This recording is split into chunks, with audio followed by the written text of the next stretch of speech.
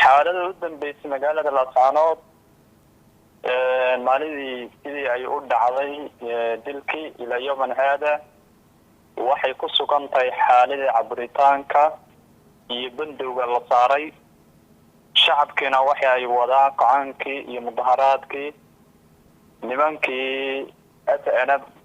ama nimankii doorna waxay wadaan shacabkii daraawiish inay kumaadaan oo ay kala hortaagaan suuqii shirkada ay la dhacayeen misaasiyaasha ilaahay beetiyaha ilaahay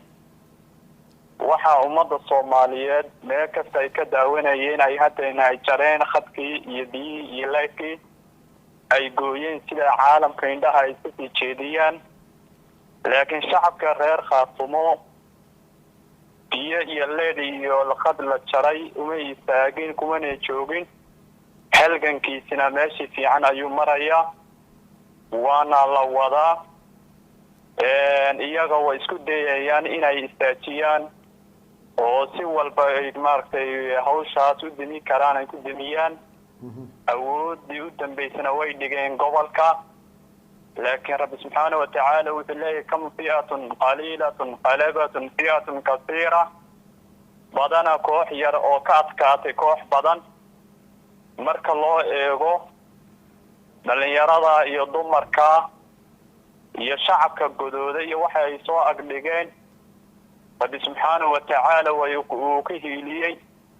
oo hiil buu siiyay iyagoo calankooda Soomaaliya wataan iyagoo calankooda buluug ay sitaan iyagoo calankooda maragtay Khaatumo ay wataan ayaa halgankii hadda uu socdo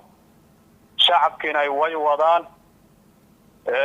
dagaalkiina rabbi subhanahu wa ta'ala waxa rabnay inay guul u noqostiyo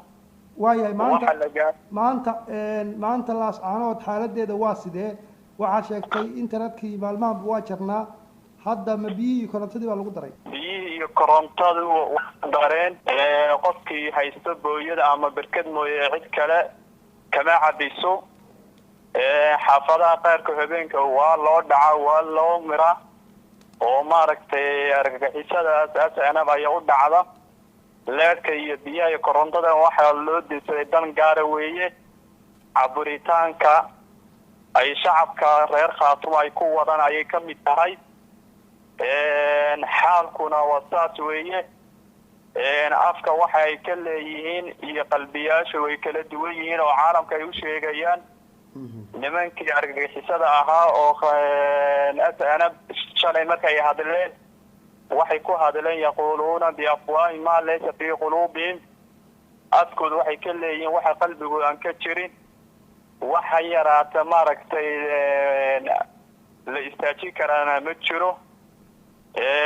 jabhadkii Muuse Biixana wuxuu yiri shacabkaas waxay u dhintay si kaliisa anakana waxa leenahay si kaliisa ayaa gacanta gobolka Soolka ka baxaysa si kaliisa ayay u dhacday diyaarada rusheentiisii oo ka cabanayay oo lahaa diyaaradna la ku rusheeyay kilis uu ku saaran hadii Ilaahay idmo waayahay bal hadda Laascaanood bad ku sugan tahay dhalinyaradii magaalada ka mid tahay xaalku waa sidee banaan bixi wali ma socdaa mise dadka ciidamada kala eriyaya banaan baxdu uu socdaa ciidankana jabhadkan ahaana sidii bay dadkii xabad ay ku toganayaan madaxa wuuna maaragtay halgankina uu socdaa calamaantii Soomaaliya ayaa wadana calankii reer Khaatumo ayaa wadana waxaan ka saarnay kii jabhadda SNF kan siib kan saar ba ka dhignay rabbi subhanahu wa ta'ala waxaan rajaynaynaa guushaas iyo maaragtay jihaadkaas aan ku dhawaaqnay oo kala istaagnay meel walba inay maaragtay halgankaas soo maartay miro dhalo ismada dhulbaante iyo shacabka reer Khaatumo meel walba joogana waxna u diraya halkan fadhi ma yaalo halkan waxa socdo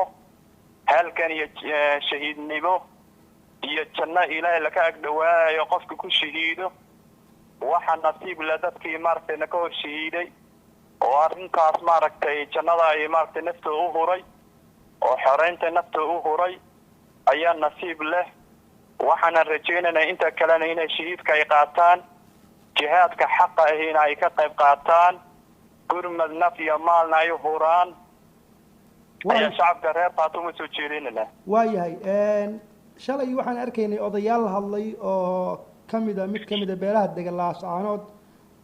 oo sheegay inay nabadda ka shaqaynayaan oo nabadda ay qaateen dadka qaarna waxay idinku eedeynayaan ama reer sool lagu eedeynayaa in dagaalkan uusan dhab ka ahayn sidii horeyba u dhici jirtay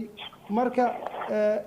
maxaad arrintaasi ka leedahay mowqif intee la-eg aad aaminsantihiin? odayaasha shalay ay hadleeyeen waan aragnay waxaa ka mid tahay ama wuxuu ka mid yahay maaragtay waa waxyaalaha shacabka reer khaatumo lagu nuqsaamiyey wayna jiraan horena way u jirjireen macanana badanna noomay samayn odayaal baa noo joogo kuwii kasii horey oo hadlay baa noo joogo kuwii maanta hadlay ayaa noo joogo dhammaan shacabka reer khaatumo 2 iyo 3 iyo 4 iyo 10 oday meel ka hadlo jihaadkay xaqiga wado mana daciifi karo hanqaraari laguma dhutiyo haddii odayaal kooban la helay oo maaragtay nasab ahaan iyo qabiil ahaan noo sheeganayaan